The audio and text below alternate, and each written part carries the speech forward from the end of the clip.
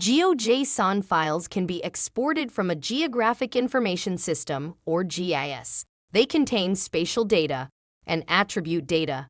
GeoJSON files can be used to import cluster boundaries or known household location data into GPSSample. As the admin, you may have geographical data for your study stored as GeoJSON files. In this video, we will review 3 steps for using GeoJSON files in GPSSample. First, GeoJSON files can be used at the start of a study to add cluster boundaries for your enumerators. Using GeoJSON files is one of 4 ways to create cluster boundaries in GPSSample.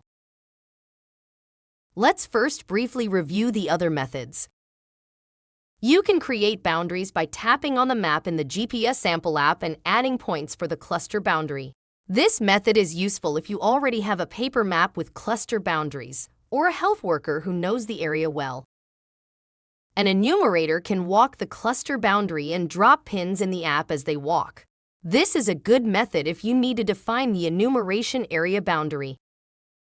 Another method is to add 1 point to the map in GPSSample, then designate the cluster size. This is useful if you have a local health worker who knows the houses, as enumeration can start right away. If you have a GeoJSON file with the known cluster boundaries, you can simply add these in GPSSample. Let's learn how to do this. First, transfer the GeoJSON file onto your phone from an email, Dropbox, Google Drive, or Box. In the GPSSample app, set up your study. For this example, Teams will ask if there are people currently living in the household and the name of the head of the household. Then press Save. To add the cluster boundaries, scroll down and select the map. Then, press the download icon. This will open your Downloads folder where you can select the cluster GeoJSON file. Next, choose which variable to use as the name of the clusters in your study. Here, we'll use the variable label. You can now see all the clusters stored in the GeoJSON file in the map. Press Save. Then press Save again, and you will see the imported clusters. If you have additional GeoJSON data about households from previous studies, you can import this data into your new study. First, make sure the file is downloaded to your phone. In GPSSample, press the Edit icon in the left corner, find the map, and select it. You will see all the previously imported clusters. Press the Download icon, which opens your Downloads folder. Next, select the household GeoJSON file. Now, select which variables to import. In this example, we will import both the head of household name and address variables. Then, press Save. And press Save again. After importing cluster boundaries and known household locations, an administrator or supervisor can assign team areas within a cluster for enumeration.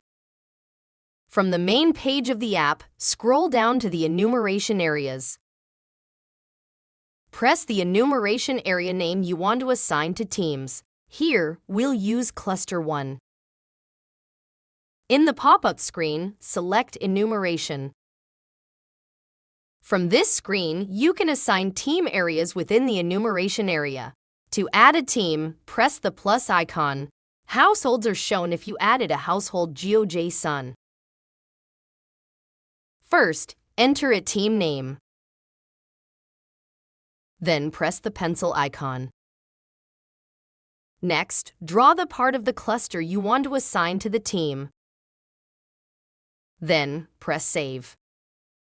To add another team, press the plus icon.